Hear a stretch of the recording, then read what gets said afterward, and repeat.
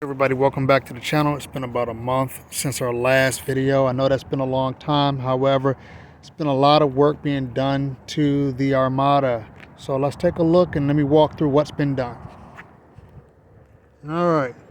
So I still have the 2005 Nissan Armada.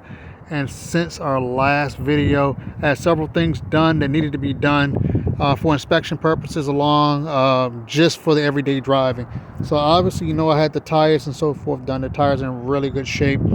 I explained in the last video that I had new brakes and new rotors put on the front as well as the rear. So what took me so long to get back was this rear brake. As you can see, this caliper is new, as well as the rotor. I also needed to have the rear parking brake shoes adjusted, but when I took the liberty of taking the wheels off, I noticed that I didn't have any parking brake shoes at all. So I needed to get those replaced. And in the last video, I kind of shared those with you, showed them to you and so forth. And so I was able to take them down. I started doing the job and I ran into a snag. On this particular vehicle, the brake dust shield was the hole where the pins go in for the emergency brake was a bit distorted and warped, and so the pins wouldn't stay in. So I had to get it taken to a guy that I know that has a shop. I took it into him and he started to look at it, and he noticed that I needed several things. Well, let me rewind just a bit. Before I took it to him, I asked him could he do the job. He said yes.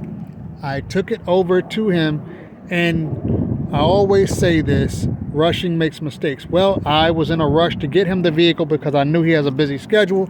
So I took the wheels off, put the brake caliper back in place, didn't put the brakes on. I know that's a no-no. But needless to say, I was in such a rush, I went ahead and did it anyway. And so I drove the vehicle about 5 miles with no brakes. I know, crazy and dangerous. And I shouldn't have done that. Needless to say, it was done. I took it to him, and when I brought it to him, the first thing he said was, "You're probably going to need a new caliper." Hence, you see on the driver's side rear, the shiny new caliper right there.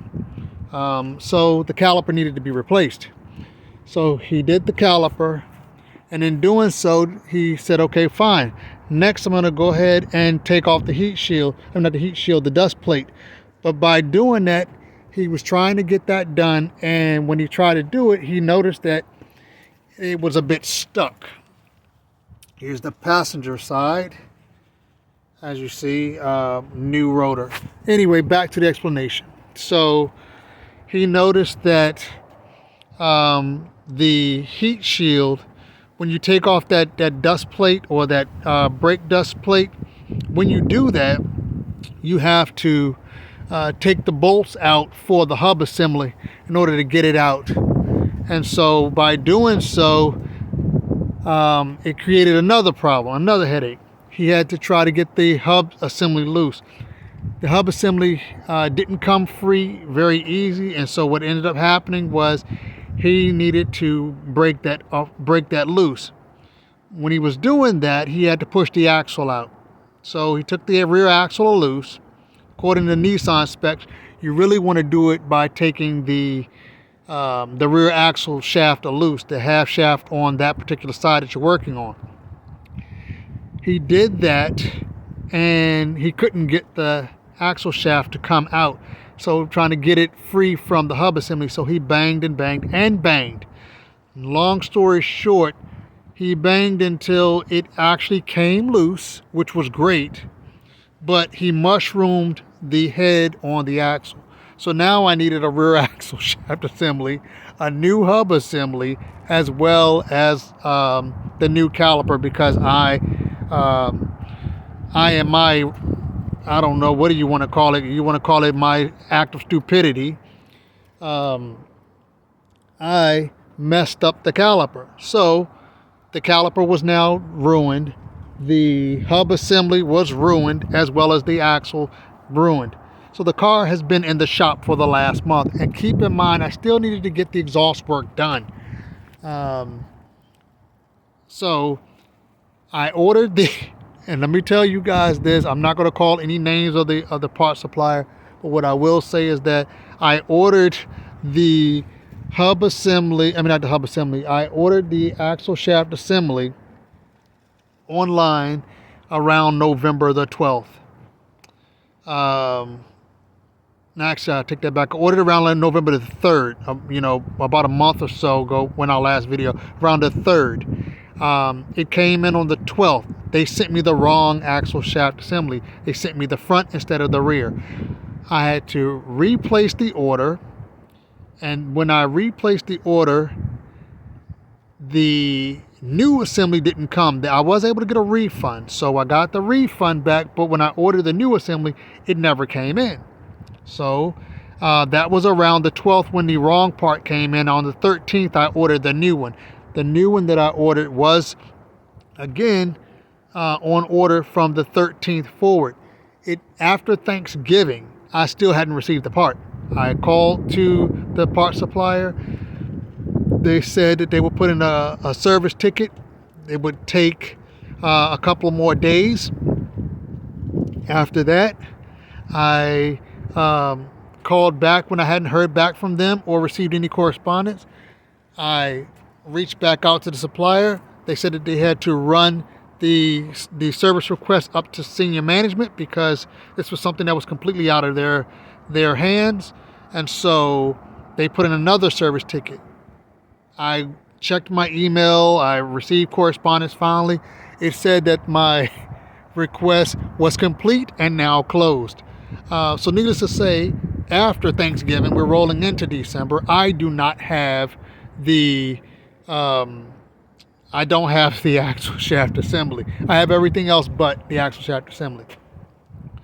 All right, so we roll forward a little bit. I end up finding a used part supplier locally that actually had another Nissan Armada with the axle shaft assemblies for the rear intact and were in good condition. So I was able to pick those up. Pick up the one that I needed for the driver's side rear at a good price, and I didn't have to pull apart, which was great. So shout out goes to them. I don't want to name any names, but shout out to them. They know who they are if they're ever watching this video. Anyway, I was able to get that to the mechanic. He installed everything, finished everything up in about 2 days. I got the vehicle back. By this time, we're well into the first week of December. And so now today is I believe it's the 16th, if I'm not mistaken. I've had the vehicle about a week now.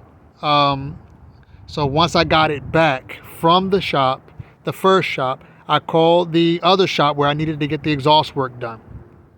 I called them. I delivered the vehicle to them about a week ago. They said it would take 2 days to get it done. So I do have the new exhaust system, complete exhaust system installed. New exhaust pipe, as you can tell, it's not wiggling. I will try to get underneath it real quick so you can kind of see what was done.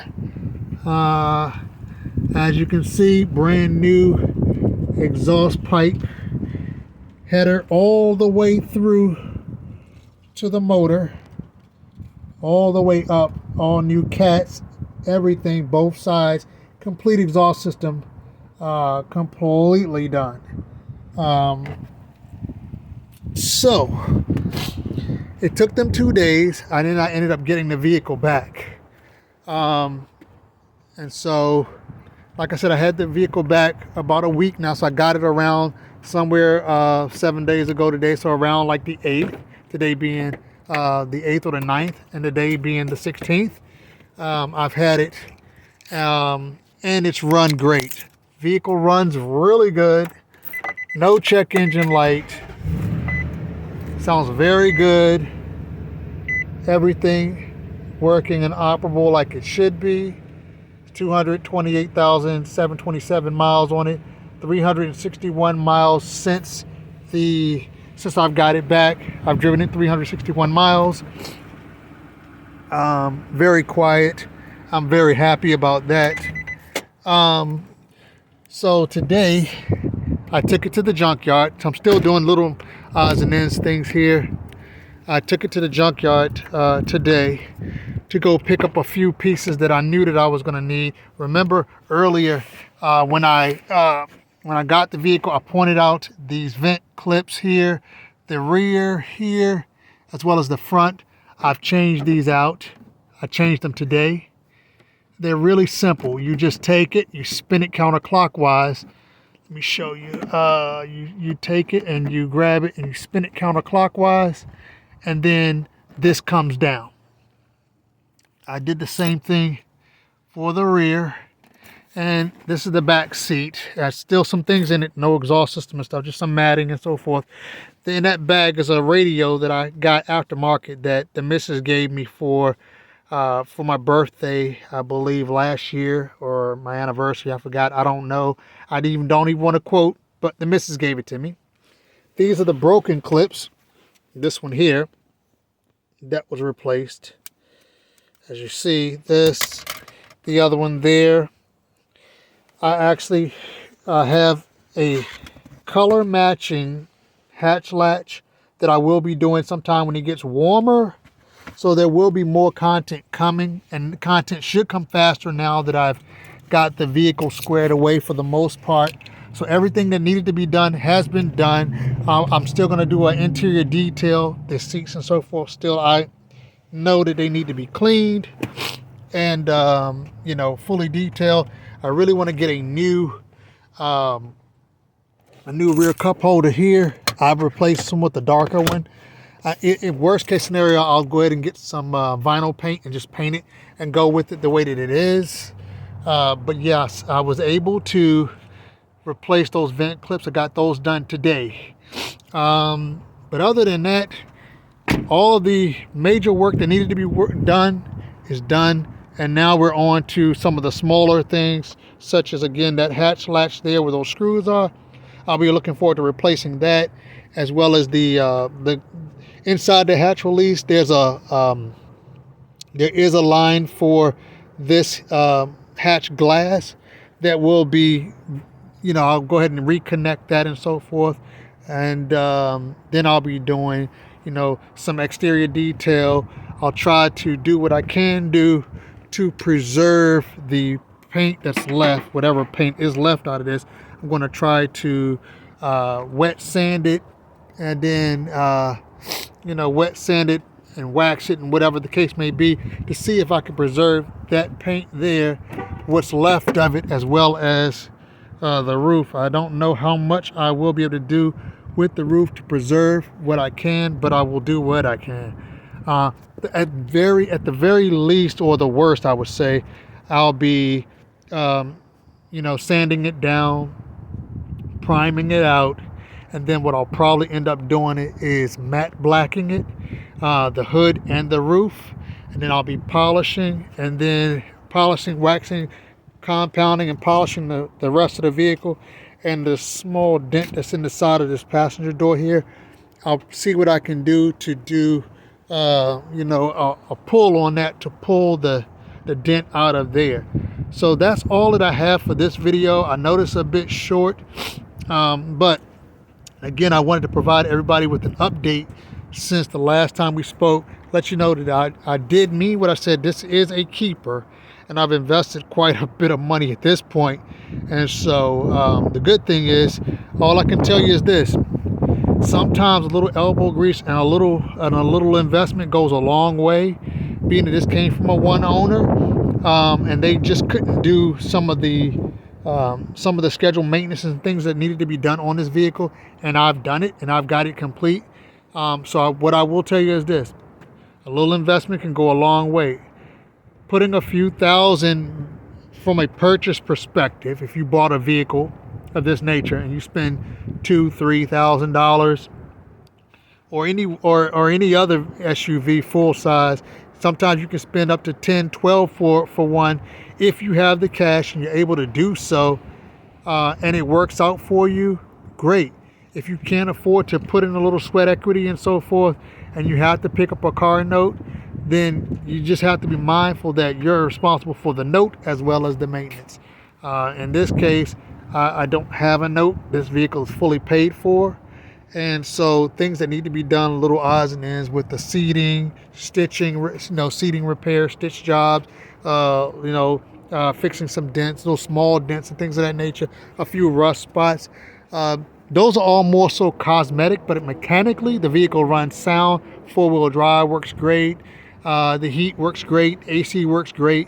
Everything is fully functional, and I don't have any problems. And guess what? I'm not spending upwards anywhere near the tens or 20,000s on up to a brand new vehicle, say a Chevy Tahoe at the high country level or something of that nature, spending close to 80,000 or more.